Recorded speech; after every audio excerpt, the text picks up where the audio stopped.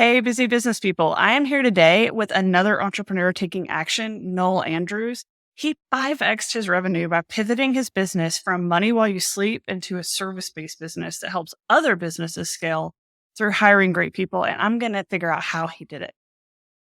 So to kick things off, you told me that you started with a money while you sleep business and turned that into a service-based business, which is a little backwards, right? So let's unpack that. Like, what was your money while you sleep business? What did it do? Yeah, so as any kind of VC or investor will tell you, job boards and self storage is where the money seems to flow these days. So I was running a job board, or am running a job board. So JobRack is a hiring service focused on kind of hiring really great remote workers from Eastern Europe. And yeah, conventional job board in that sense. People can go on, they can purchase 24 hours a day, they can post their job. It goes live and gets kind of promoted out to our database. So literally, I could wake up in the morning and see kind of purchase confirmations and new jobs getting posted. Well, and then you went into a service-based business. What is that? What do you do there? So I help people hire. So the challenge that you have with a job board is that there's thousands of job boards.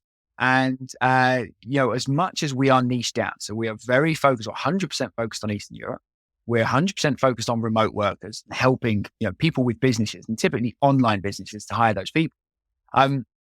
Scaling a business when the cost or the thing you're selling is $199 doesn't leave a lot of room for, kind of investing in marketing or paid ads or kind of scaling, things like that. And so that was one side of it. It's tricky to scale, not impossible, but tricky. And that's where kind of like venture capitalists kind of jump in and kind of fund job boards to kind of get that kind of growth. But that's not my bag, not a route that I wanted to go. And then at the same time, I was having a lot of clients come to me and saying, "Hey, Noel, can you help us hire? Hiring's hard. It's really kind of takes tons of effort and takes us ages to do, and we just don't know how to do it. So can you help us hire and help us, find the best people?" And so I am my kind of marketing strategy is to be helpful and friendly. And so when people come to me and they're asking me for help, it's kind of like, is there something here?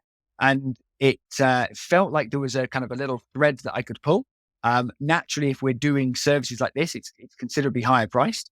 But the value that we're giving is dramatically higher as well. So yeah, it's much higher priced than it was, but it's still very, very reasonable. And we're giving people kind of tons of great value. And one of the things it happens to have worked out with is that, I now spend my time on calls with entrepreneurs and business owners, which they're the kind of people that I like hanging out with anyway. So it's kind of a win-win, albeit it's an unconventional story, as you said. Yeah, it's definitely unconventional. Most people are in the service-based side of things and they're looking for ways to get that money while they sleep. But it sounds like you made that decision to pivot because there was an opportunity and it called to you, which speaks to like the things I tell business owners all the time. It's like, what is your superpower? Who do if you had to spend all day, every day with the same type of person, who would they be? And then go invent the service that helps them and you'll be happy. Like, sounds like you actually did what I tell people to do all the time. So that's amazing. I was wondering as soon as you told me that's what you did, I'm like, why? Why would you go backwards? But that makes sense. Now, what made you decide to turn that into an actual business? Like you were just helping people and being a helpful human, and there's fulfillment in doing that. But you made the conscious decision to say, like, okay, I'm going to build a business on this now. I'm going to actually create this service-based business. What was going on there, like in your head? Yeah. So I'd been striving JobRack, when I bought it, was very, very small. It had been built up to a point and it had been sidelined and kind of almost mothballed. And I came in when it was very, very tiny. Like the revenue was $15 per month at the point I bought it. Like really tiny, right? Little kind of side hustle. But, at the time it had a lot of potential. And so I built it up to be kind of, mid 5 figures a year. And I was really striving. I wanted to, there's a big, like an entrepreneurial tick box of having a 6-figure business, right? And on the way to a 7 and an 8-figure business. And I was really intent on getting it to be a 6-figure business in its own right as a job board. And so when people were asking me to help them, and like you said, I was kind of helping them anyway. I was just doing it kind of free, and they'd post $199 job post. And it was mid last summer, I think it was. And someone who's now a good friend and a very regular client, he said to me, he was like, this is gold. I'd pay you, a few $1,000s for this. In fact, can I pay you a few $1,000s for this? And I'm like, oh, that feels weird. No, just buy me a steak just buy me a steak dinner next time I'm in Boston, which he still owes me because COVID and I can't get to Boston just yet, but I'm definitely going to call that one in. Dale, if you're listening, that state didn't get involved. And it kind of resonated, and it took a few months to kind of percolate around in my head because I was really fixed to this idea of getting JobRack to the point that I wanted it to be in terms of, 6-figure business on the job board. And I had a really good coach at the time, and he was pushing me and he was like, hang on a minute, right? You're struggling and striving and it's really hard to get you up to where you want to be with this. But why don't you just jump into JobRack 2.0, right? Why don't you just jump to these services? They're much higher priced. You're going to deliver way more value. People are going to be much happier. And we still do the job board stuff as well. And people love that. But we've now got this kind of second string to our bow. And he was right. It took me a couple of months to realize that.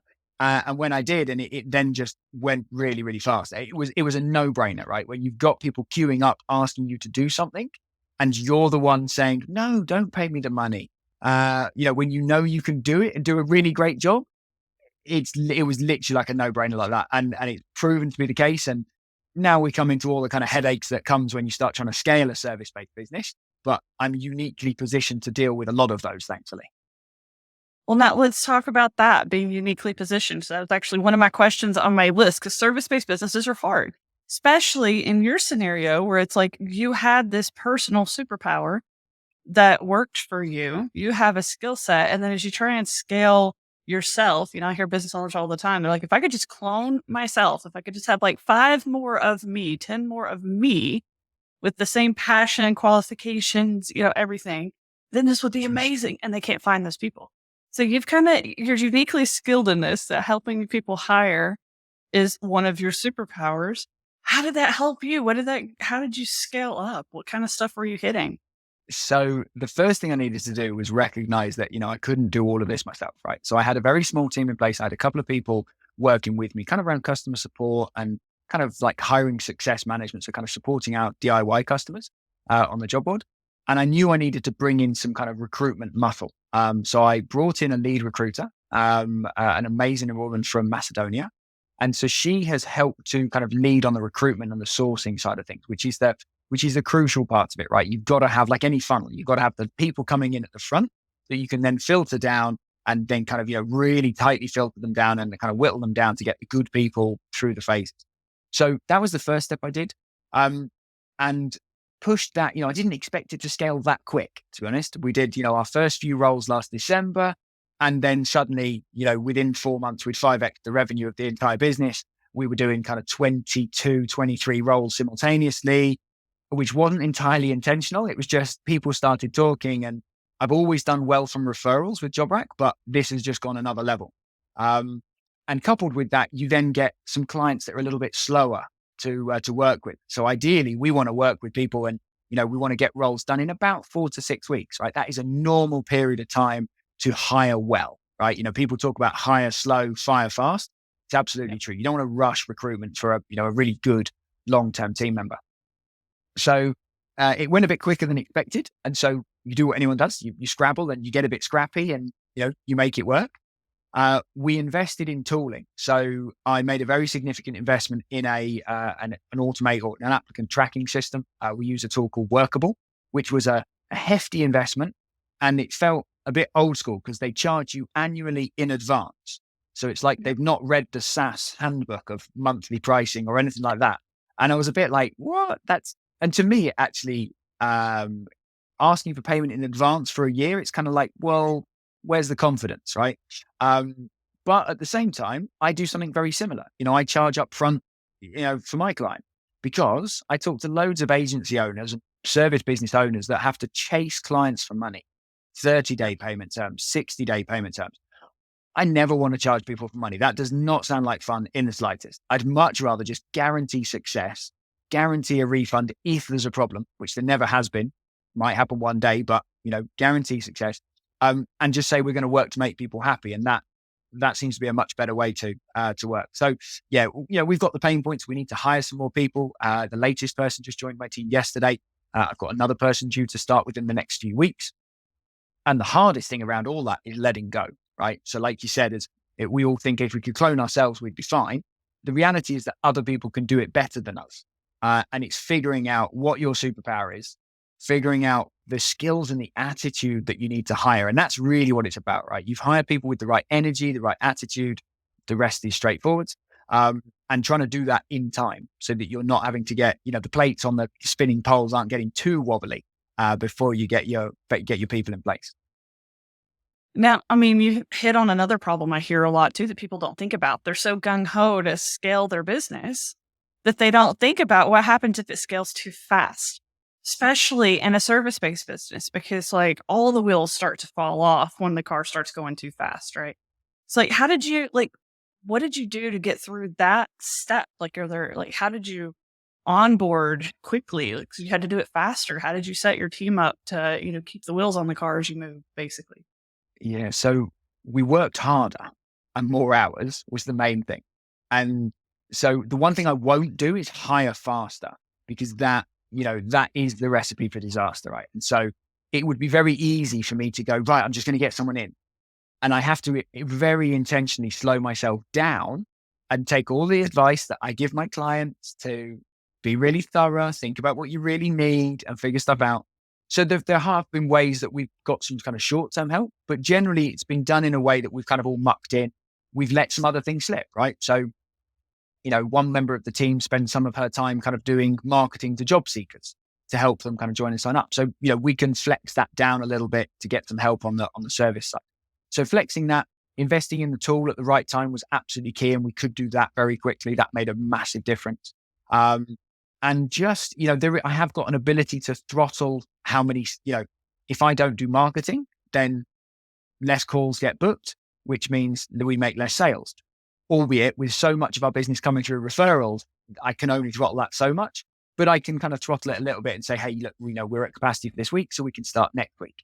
So because the cycle of our projects or hires is relatively short, typically 4 to 6 weeks, a week here and there allows us to flex that reasonably well.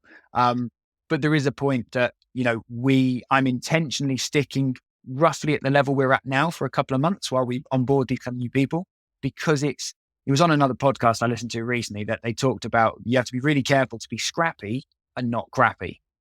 And that's a very, very fine line, right? And I'm very happy to be scrappy, not willing to go the other side of it. So it's just balancing that.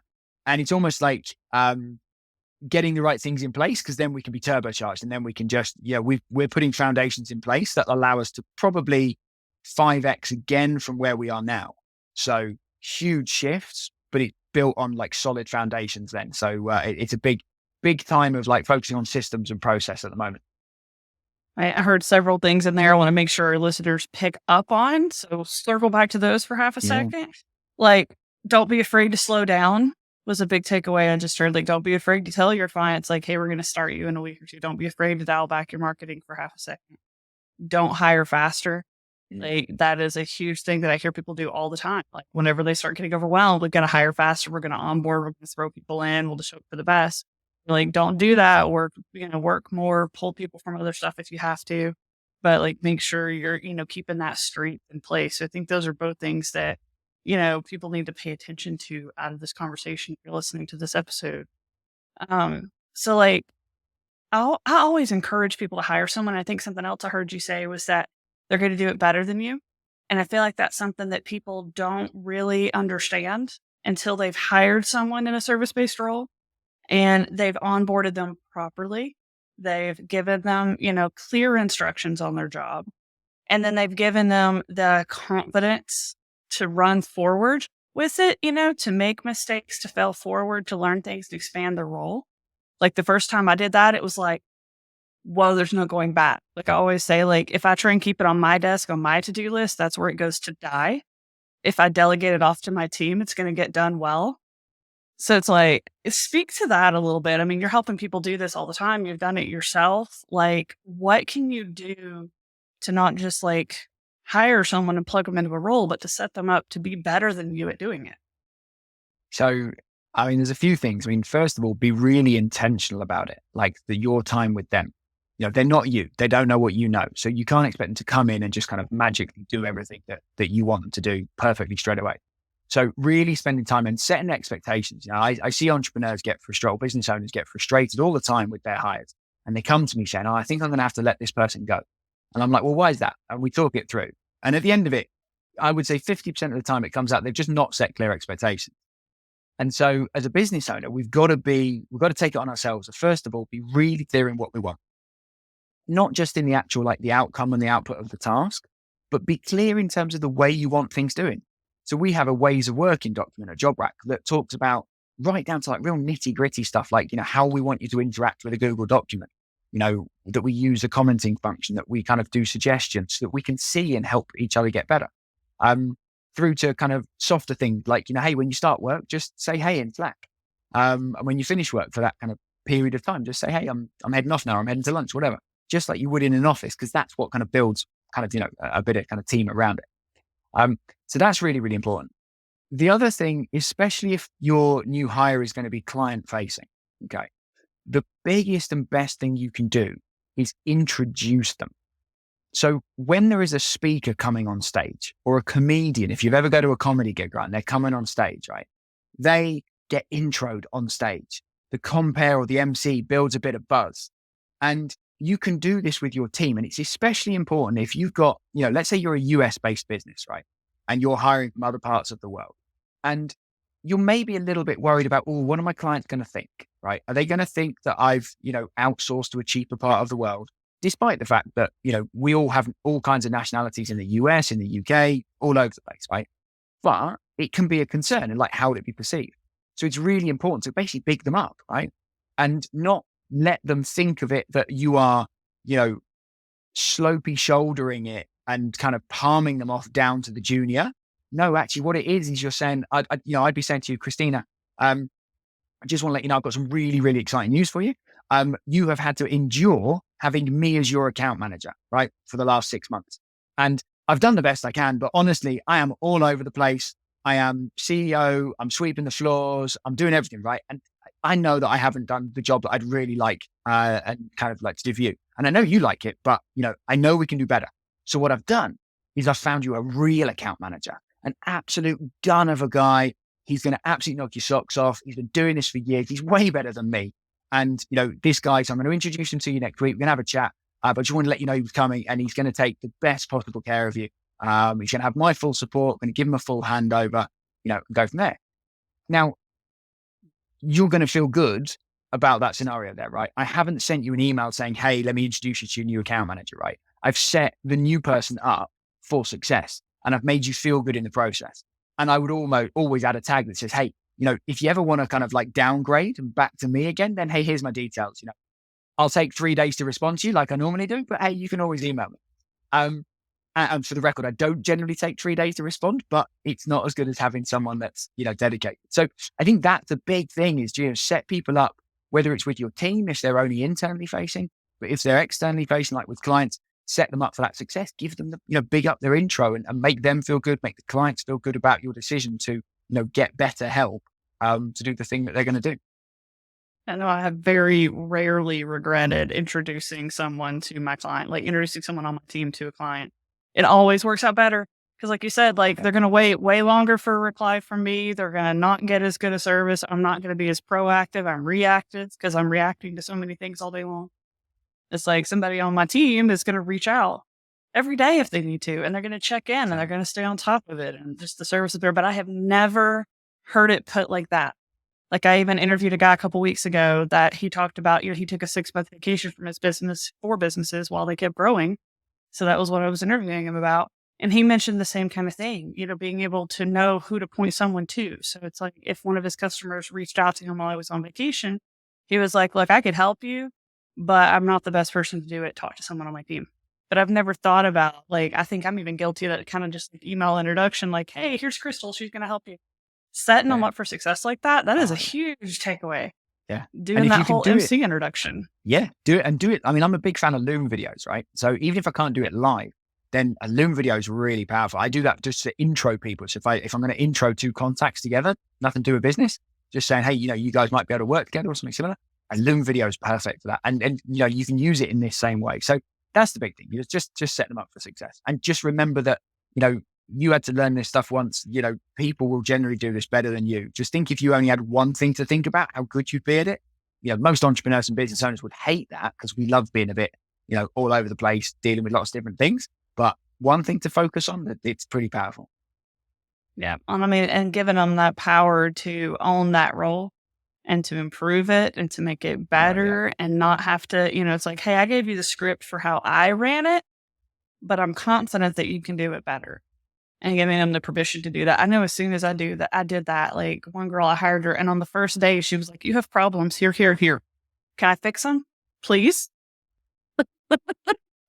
She just ran, and it was amazing. Now, I know another thing that you're doing is you're helping people hire remote workers, and it sounds like your team is functioning remote as well in a lot of ways, which is, obviously the times being what they are, everybody's facing this right now. Do you have any tips or advice or wisdom to share for people when it comes to hiring and onboarding and engaging and managing remote workforce? I mean, it's a huge topic, but, some nuggets of wisdom. It is communication. That's the key one, right? Communicate a lot. Spend time with your team. I mentioned earlier on, right? Set clear expectations. That's absolutely crucial. But spend time with your team, because if you've previously been in a business where you've been together in an office, you get the random moments, right? That everyone refers to like the water cooler moments, but you go out for coffee or you go out for lunch or you have a chat in the lift. None of that exists in a remote business, for better and for worse. So you just got to be intentional about it. So I am a big fan. We have a team meeting every week. We have a clear agenda around it. We celebrate wins and kind of aha moments of the week.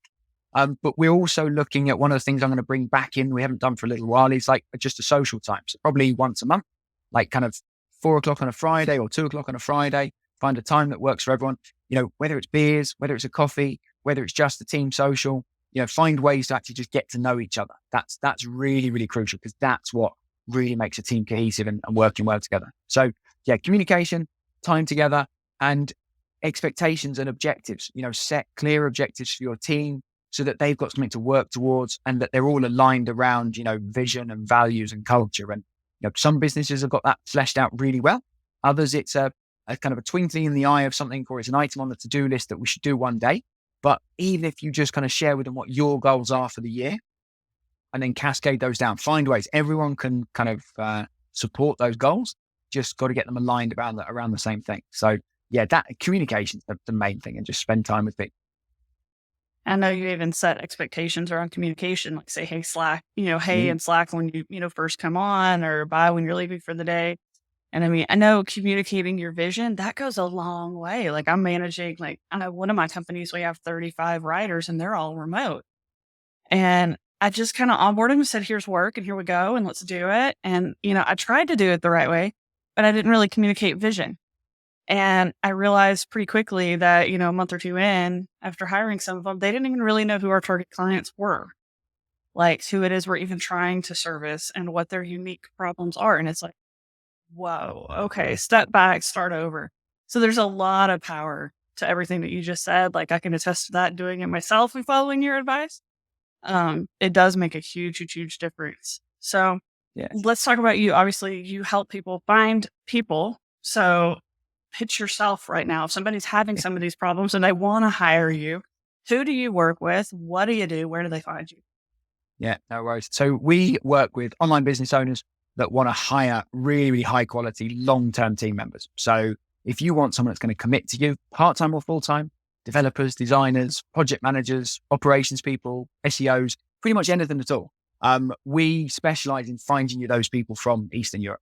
Highly educated people with great English skills, really, really hardworking, and with a direct communication style that is at first surprising and then refreshing. They tell you how it is, they get on and they work and they just do a great job. And because, some of the economies are a bit less developed than, US, UK, Canada, etc., they have a lower cost of living. So then the salaries are pretty, very competitive as well. So, and that gives you, the ability for them to earn kind of great wages for where they are, but also allows business owners to scale their business faster and to hire better quality people earlier than they otherwise could do. A lot of what we do is, hiring is hard. Doesn't matter, the best job board in the world or the best recruiter in the world, hiring is always hard, and it should be, because it's really important. So that's what we do. We help people to hire. We've got a few routes up the hiring mountain that I talk about, from a $199 job post to a, kind of $1,500 and upward and a hiring service, typically saving you about 50 to 60 hours of your time. And if you're valuing your time at anything less than $100 an hour as a business owner, then you're doing it wrong. Your time is really valuable. So that's why kind of people work with us. So we find you the very best people and get you really, really great results through being helpful and friendly and, being just helping people all through the way, being the hiring guide or the mountain guide as we talk about it a lot. And for anyone that wants to check it out, it's jobrack.eu. And you can see everything there. And if you want to kind of have a chat, you can book a call in with me. And that's what we do. We've got lots of happy customers. And like I said, 85% of our customers come through referrals. So we're clearly doing something right. Awesome. Thank you for sharing all that with us today, for sharing all these good tidbits of information with us today. I always tell people it's good to learn, but sometimes you just need to hire the people that know what they're doing. So hopefully, whether you're in that point where you're willing to pay time to save money and you're just going to take these nuggets and implement them yourself and get some results, or you're going to pay money to save time and go straight to JobRack and just let them help you. Either way, you got something out of this call. So entrepreneurs, this is your call to take action. Join our community at etatoday.zone and learn how to build a business that enables your lifestyle instead of taking over your life. Thank you, Noel, for all of your advice today, and look forward to talking with you some more later. Hey, great. Thanks so much, Christina. Great to be here.